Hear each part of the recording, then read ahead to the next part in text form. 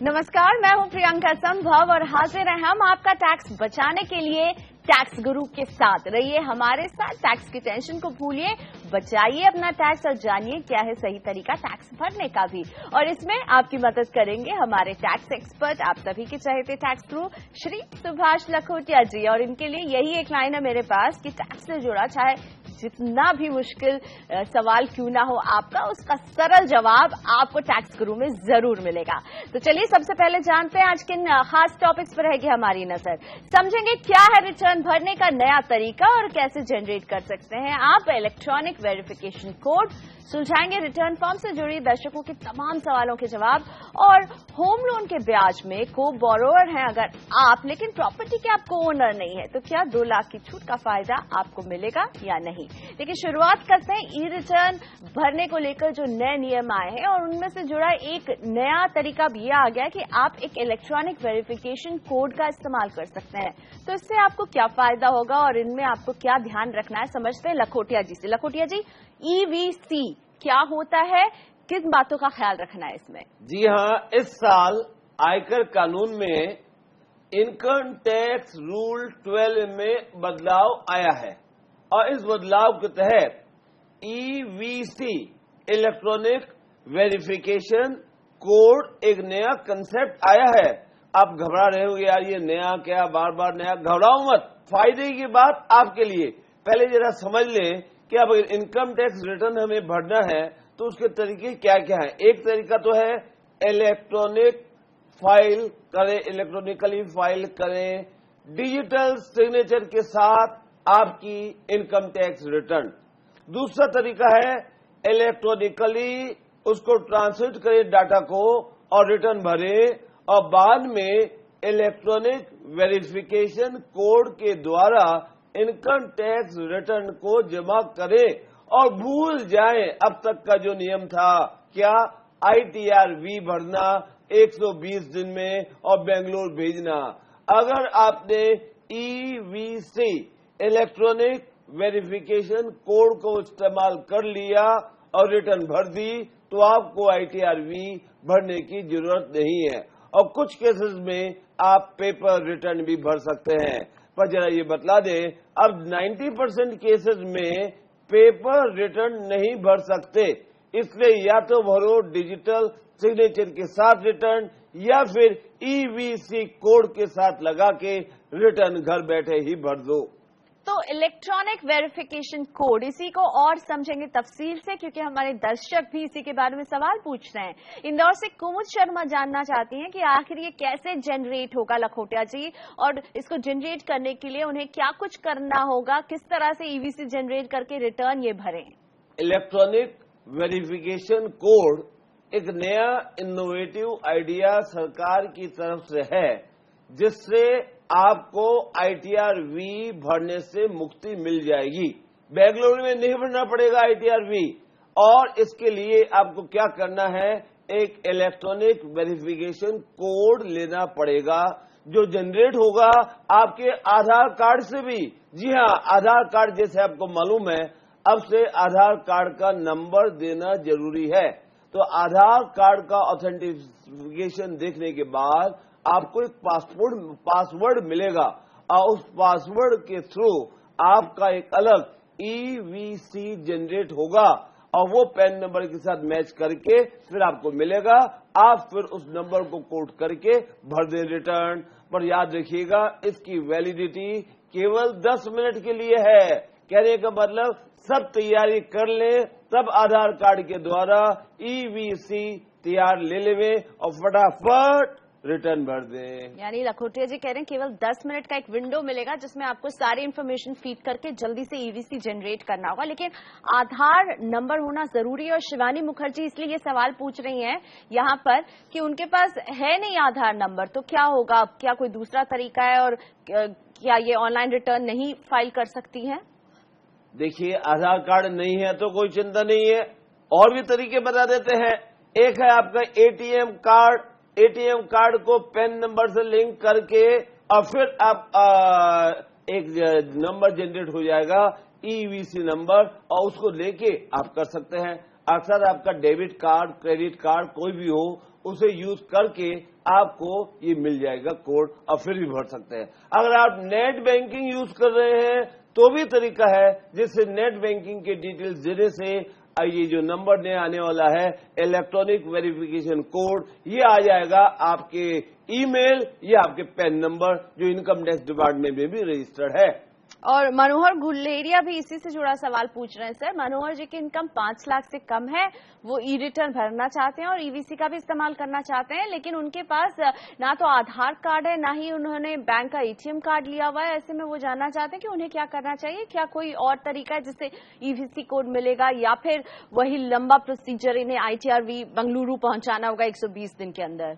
बिल्कुल चिंता न करें, न आधार कार्ड, न डेबिट कार्ड, न क्रेडिट कार्ड, और फिर भी चाहते हैं कि आपको ईवीसी इलेक्ट्रॉनिक वेरिफिकेशन कोड मिल जाए, पर्टिकुलरली जब आपकी इनकम 5 लाख से कम है, इनकम टैक्स रिफंड नहीं है, तो ऐसे में आप इनकम टैक्स की website income tax India e-filing.gov.in जाएं, वहां पे आप क्लिक करें, आपका पैन नंबर, साथ ही साथ आपका ईमेल आईडी और मोबाइल नंबर, और आपके पास इलेक्ट्रॉनिक वेरिफिकेशन कोड आ जाएगा, जिससे आप रिटर्न वहीं भर सकते हैं और आपको ईवी रिटर्न भरने की जरूरत नहीं होगी। बहुत सुविधा हो गई आपके लिए। तो बहुत सारी जरूरी बातें आपको लखोटिया जी ने बताई हैं। और एक और जरूरी बात, अगर आपके पास आधार कार्ड या एटीएम कार्ड नहीं है और आपकी इनकम 5 लाख से ऊपर है, तो आप ईवीसी जनरेट नहीं कर सकते हैं और आपको फिर ऑनलाइन रिटर्न भरना होगा, ITRV बंगलुरु भेजना होगा। याद रखें कि रिटर्न भरने के 120 दिन के अंदर ITRV आपको बंगलुरु भेजना ही होगा। वक्त हो गया है ब्रेक का, और ब्रेक के बाद समझेंगे कि पहले होम लोन को चुकाने के लिए दूसरा लोन लिया तो क्या इस पर भी टैक्स छूट का फायदा आपको मिल सकता है।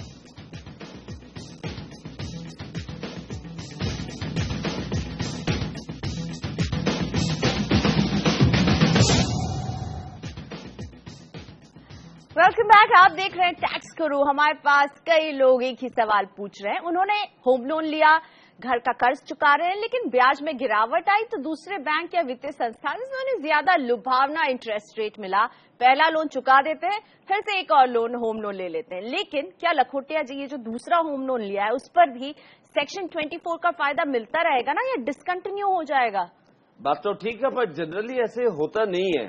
पर हाँ, कई बार ऐसा कारण हो सकता है कि जो आपने पहले लोन लिया है उसमें ब्याज ज्यादा रेट पे है, लोन का ब्याज, और अब आपको बाजार में कंपटीशन इतना आ गया, इंटरनेट में सर्च करके पता कर पा रहे हैं कि कम 1% कम ब्याज के ऊपर लोन मिल रहा है।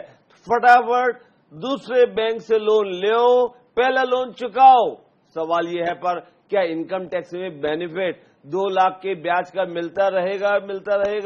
जी हाँ, खुशी की बात, ये बेनिफिट मिलता रहेगा।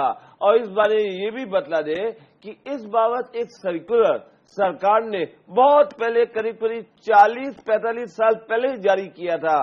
सर्कुलर नंबर 20 1969 में जारी किया सर्कुलर में, जिसमें इस बात का स्पष्टीकरण है। इसलिए बेझिझक आप आराम से वेरीफाई करिए ब्याज और चेंज कर लीजिए अपने होम लोन अकाउंट को। बेनिफिट होगा, ब्याज कम लगेगा। और बेनिफिट करवाते हैं यानी आपके सवालों के जवाब देते हैं विनय रावत है मेरे साथ इंदौर से।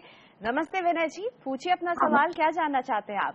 हाँ लखोटी जी नमस्कार। नमस्ते विनय जी, बोलो जी। हाँ जी सर, मेरे फादर पेंशनर हैं। हाँ, है ना, उनका अभी TDS कटा है इस साल। अच्छा जी। है ना, और अभी तक उनको TDS का सर्टिफिकेट इशू नहीं हुआ है। ओके। है ना, तो वो ये जानना चाहते हैं अगर इशू नहीं होता लास्ट डेट के पहले तो वो किस तरह से रिटर्न फाइल कर सकते हैं?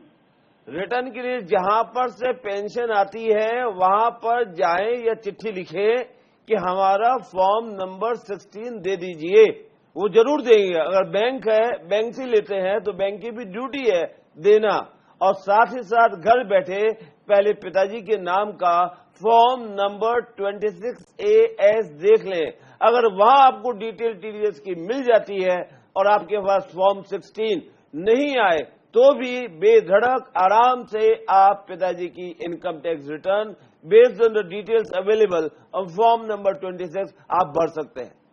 और अगला सवाल मनोज जी का, और ये जानना चाहते हैं कि कौन सा ITR फॉर्म है। इनके लिए 7 लाख रुपए इनकी सैलरी है, होम लोन का 1 लाख ब्याज दिया है जो कि ये लॉस ऑफ इनकम में दिखाएंगे, बचत खाते का 3000 ब्याज मिल रहा है। मनोज की पत्नी इंश्योरेंस एजेंट है और उन्हें TDS काटने के बाद कमीशन मिलता है। तो दोनों ही पति पत्नी के लिए कौन सा ITR फॉर्म होगा? बहुत समझदार है, क्यों हमारे यहाँ नियम है जनरली एक आदमी एक सवाल पूछेगा, इन्होंने एक सवाल में दोनों के सवाल पूछ लिए फटाफट। पहले भैया मनोज जी, आपके लिए form number 1 income tax return form 1 भर सकते हैं। सैलरी इनकम है, हल्का सा ब्याज की इनकम है, और तीसरी आपकी इनकम है लॉस फ्रॉम हाउस प्रॉपर्टी। तीनों के लिए फॉर्म 1 बिल्कुल ठीक है। अब आपकी पत्नी के लिए उनको इंश्योरेंस कमीशन प्राप्त हो रहा है, वो भरेंगे ITR 4। ओके, तो दोनों के लिए आपने बता दिया। आपके लिए है ITR 1 और आपकी पत्नी के लिए ITR 4, क्योंकि वो इंश्योरेंस एजेंट है। उम्मीद करते हैं मनोज कुमार जी आपको अपने सवाल का जवाब मिल गया होगा। अनिल कुमार बान हमारे साथ वडोदरा से फोन लाइन पर है। नमस्ते बान जी, बताइए क्या जानना चाहते हैं? नमस्कार सर। नमस्ते जी अनिल जी, बोलो जी। जी सर, मैंने एक पुराना घर बेचा है और एक नया घर लेने का है। तो जो पुराना घर बेचा है, हाँ। तो पैसा जो आया है उसको हम नया घर लेने में लगा रहे, तो उससे इनकम टैक्स लगेगा क्या? अब घर भी लेओगे और इनकम टैक्स भी देओगे, ऐसा नहीं हो सकता। जब आप शो देख रहे हैं तो आपके फायदे की बात बतानी पड़ेगी ना। पुराना घर बेच के जो पैसे आए उससे मैं कैपिटल गेन अमाउंट वाली राशि कम से कम नए घर के खरीदने में लगा दूं तो मेरा टैक्स बच जाएगा। अब सवाल ये उठता है कितने समय में लगाऊं, उसका नियम ध्यान रखिएगा। सबसे इंपॉर्टेंट, जिस दिन बेचा उसके 1 साल पहले तक मैं लगा सकता था तो भी बेनिफिट मिलेगा, और नहीं लगाया अब लगाना चाहता हूं तो आज जब बेचा उस तारीख से 2 साल के पीरियड में मैं खरीदूंगा नया रहने का मकान, तो भी टैक्स का बेनिफिट मिलेगा। और अगर मुझे अपने मर्जी से इच्छा से मकान बनाना है तो आज बेचने की तारीख से 3 साल में जमीन लेके मकान बना लूं तो भी मेरा टैक्स बच जाएगा। पर ध्यान रखिएगा एक ही बात, अगले साल रिटर्न के भरने के पहले तक अगर पैसे को यूज नहीं किया मकान बनाने में तो जरूर से कैपिटल गेन अकाउंट खोलकर उसमें रुपए जमा करा दीजिएगा। अगला सवाल अभिषेक गुप्ता का, जो चाहते हैं टैक्स गुरु की सलाह। ये IT कंपनी में काम करते हैं और टैक्स बचत करना चाहते हैं, और सबसे पहले यही समझना चाहते हैं लखोटिया जी से कि लखोटिया जी, टैक्स सेविंग के कौन से वो इनकम टैक्स के सेक्शन है और क्या लिमिट्स है? वाह भाई वाह, एक सवाल केवल पूछा आपने, पर इतना लंबा सवाल है कि उसका जवाब देंगे तो लग जाएंगे 1 घंटे। पहले तो तब भी तो संक्षेप में फटाफट बता देते हैं आपको। इनकम टैक्स बचाना आपको वेतनभोगी कर्मचारी। पहला काम, अपने एम्प्लॉयर को बोलिए कि जो भी टैक्स फ्री प्रोविजंस है उनका लाभ देते हुए आपको कानूनी रूप से जहां वेतनभोगी कर्मचारी सैलरी परक्विजिट पर टैक्स बचा सकता है वो सब सुविधाएं आपको दे। और उसके लिए particularly rule 2A, rule 2BB, rule 3 इन सब का लाभ लेते हुए सैलरी परक्विजिट पर टैक्स बचाएं। सेकंड इंपॉर्टेंट पॉइंट, आप आयकर की धारा 80C का लाभ लें और इन्वेस्टमेंट्स करें 1.5 लाख रुपए तक और टैक्स बचाएं। प्लस इस साल का फायदा 50,000 रुपए तक अतिरिक्त 80CCD1B के तहत NPS में निवेश करें तो 50,000 तक अलग छूट मिलेगी। इसके बाद और टैक्स बचाना है, 2 लाख रुपए तक का ब्याज दें बैंक को मकान खरीदने के लिए, रेसिडेंशियल मकान खरीदने के लिए। ये भी आपकी इनकम में से छूट जाएगा, छूट दिलाएगा आपको। इसके बाद 80D मेडिक्लेम पॉलिसी ले और छूट पाओ। और इसके बाद 80TTA 10,000 रुपए तक बैंक का सेविंग्स अकाउंट से ब्याज अगर मिलेगा अप टू 10,000 वो भी आपको छूट दिलाएगा। ये एक अच्छा सा रिवीजन हो गया। अभिषेक जी के लिए नई जानकारी हो सकती है, लेकिन तमाम सैलरी एम्प्लॉयज के लिए ये रिवीजन हो गया। 80C, 80CCD, 80TTA, इन सब का ख्याल रखें आप भी। वक्त हो गया है ब्रेक का। ब्रेक के बाद समझेंगे कि होम लोन के ब्याज में अगर आप को बोरोअर है लेकिन प्रॉपर्टी के को ओनर नहीं है तो क्या 2 लाख की छूट का फायदा मिलेगा या नहीं।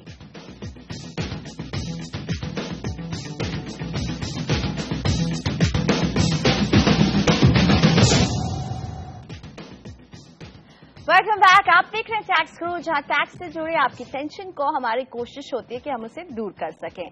जब आप होम लोन लेते हैं और किसी के साथ मिलकर आप लोन के को बोरोअर बनते हैं, लेकिन प्रॉपर्टी के को ओनर नहीं है, तो क्या आपको ब्याज की छूट का फायदा मिलेगा या नहीं, समझते हैं लखोटिया जी से। लखोटिया जी, आप को बोरोअर तो है लोन के, लेकिन को ओनर नहीं है।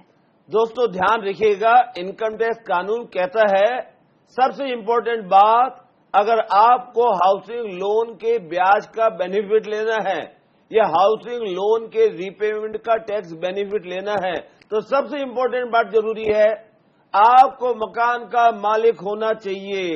अगर मकान के मालिक नहीं होंगे तो आपको बेनिफिट नहीं मिलेगा। आप मालिक अकेले भी हो सकते हैं या आप मालिक 2, 3, 4 जने मिलके भी मालिक हो सकते हैं। होना पर जरूरी है मालिक होना, को ओनर या केवल ओनर होना जरूरी है। अगर आप केवल को बोरोअर बन गए, पति ने लोन लिया, पत्नी को बोरोअर बना लिया या रिवर्स वाइस वर्सा, तो ऐसे में केवल को बोरोअर बनने से आप दोनों को टैक्स का बेनिफिट नहीं मिलेगा, क्योंकि हमने कहा पहली कंडीशन है मालिक मुझे होना चाहिए। अब केवल उसी व्यक्ति को मिलेगा जो है मालिक। इसलिए ध्यान रखिए, जब कभी भी प्रॉपर्टी खरीदने की बारी आए तो ध्यान रखो, लोन पति पत्नी मिलकर ले लेंगे दोनों जने, पर मालिकाना हक भी पति पत्नी दोनों को ही होना चाहिए, तब जाके बेनिफिट होगा, फायदा होगा, टैक्स बचेगा। और अब दूर करते हैं अंबुज उपाध्याय की परेशानी। जमशेदपुर से हैं अंबुज और जानना चाहते हैं कि इन्होंने नए घर के लिए होम लोन लिया है, उनके पास एक जमीन है और वो जानना चाह रहे हैं कि क्या अपने दूसरे प्लॉट से लोन चुकाकर वो लॉन्ग टर्म कैपिटल गेन बचा सकते हैं। वाह, क्या क्या आइडिया सोच रहे हैं हमारे साथी लोग। आप केवल भैया बेहतर होगा पहले जमीन जो है उसको बेच दो, अब आपको कैपिटल गेन हो गया, अब इस कैपिटल गेन अमाउंट को इसके सेल प्राइस को इन्वेस्ट कर दो नए रेसिडेंशियल हाउस में, तब तो आपका टैक्स बच जाएगा, अन्यथा नहीं बचेगा। संत मल्होत्रा 26 साल के हैं और इतनी छोटी सी उम्र में एनपीएस में निवेश शुरू करना चाहते हैं और जानना चाहते हैं कि 60 साल के होने पर मैच्योरिटी के समय उन्हें 60% पैसे निकालने पर क्या राशि पर टैक्स देना होगा। बहुत ही ज्यादा फॉरवर्ड प्लानिंग। देखिए ये दोस्तों आप भी समझ लीजिए, 26 साल की उम्र का लड़का आज एनपीएस के बारे में सोच रहा है। 26 साल का लड़का सोच रहा है जब मैं 60 साल का होऊंगा मुझे इतने पैसे मिलेंगे, क्या होगा। यही फॉरवर्ड प्लानिंग है और ऐसी प्लानिंग करने वाला व्यक्ति कभी तकलीफ में आने वाले समय में इन्फ्लेशन हो तो भी तकलीफ नहीं पा सकता। भैया आपको बतला दें आंसर, जब पैसे आएंगे, फुल अमाउंट जब आएगा, जो राशि आएगी उस पे टैक्स लगने का नियम है आज के प्रावधान के हिसाब से, परंतु कम्यूटेड वैल्यू ऑफ पेंशन, जी हां कम्यूटेड वैल्यू ऑफ पेंशन, उस पे टैक्स मिलेगा। ईयरली जो पेंशन मिलते जाएंगे उस पे आपको टैक्स देना पड़ेगा। अशोक कुमार मर्चेंट नेवी में है। 2006 में ठाणे में 12 लाख का फ्लैट खरीदा। 2012 में अशोक जयपुर शिफ्ट हो गए और वहां उन्होंने 45 लाख का घर खरीदा। घर के अशोक जी ने 40 लाख का लोन भी लिया था और अशोक जी ने अपना पुराना जो ठाणे वाला फ्लैट है 40 लाख में बेच दिया और इसके पैसे जयपुर में कमर्शियल प्रॉपर्टी में निवेश कर दिए हैं। अब वो जानना चाहते हैं कि क्या उन पर किसी तरह की टैक्स की देनदारी बन रही है। अशोक जी पूछ रहे हैं कि अगर वो लोन लेकर जयपुर में 20 लाख का एक और फ्लैट ले लेते हैं तो क्या इन्हें कोई और टैक्स लायबिलिटी है जो ये बिल्कुल समझ नहीं पा रहे हैं। आपने बीच में एक और पुछल्ला खींच लिया और ये कह दिया कि हमने कॉमर्शियल प्रॉपर्टी खरीद ली। पहले तो समझ लो, कॉमर्शियल प्रॉपर्टी के निवेश करने से कोई भी टैक्स नहीं बचता। अब आपने थाने का प्रॉपर्टी बेच के जयपुर में प्रॉपर्टी ले लिया, चाहे कम वैल्यू का भी लिया, जितने वे बेचा उससे कम लिया, परंतु कैपिटल गेन जितने अमाउंट को इन्वेस्ट कर दिया तो आपका टैक्स बच जाएगा। और लखोटिया जी ये सवाल बहुत जटिल लग रहा है। वडोदरा से रॉकी सैनी पूछ रहे हैं, इनकी बहन मानसिक और शारीरिक तौर पर विकलांग है, उन्हें स्किज़ोफ्रेनिया है। रॉकी के पिता को कैंसर है, उससे लड़ रहे हैं। रॉकी जानना चाहते हैं कि क्या वो दोनों के इलाज पर वे खर्च के लिए टैक्स छूट क्लेम कर सकते हैं और अगर हाँ तो कितनी छूट मिल सकती है, क्या कागजात उन्हें रेडी रखने होंगे। सबसे पहले ये देखिए कि जो फैक्ट्स है उसमें उस बीमारी में क्या छूट मिलेगी या नहीं मिलेगी। इसलिए डॉक्टर के पास जाएं, गवर्नमेंट डॉक्टर के पास, और सर्टिफिकेट ले गवर्नमेंट हॉस्पिटल से कि जो बीमारी आपको सिस्टर को या पिताजी को है उसके अंतर्गत इनकम टैक्स में आएंगी कि नहीं आएंगे, उसके बाद ही छूट को आप क्लेम करें।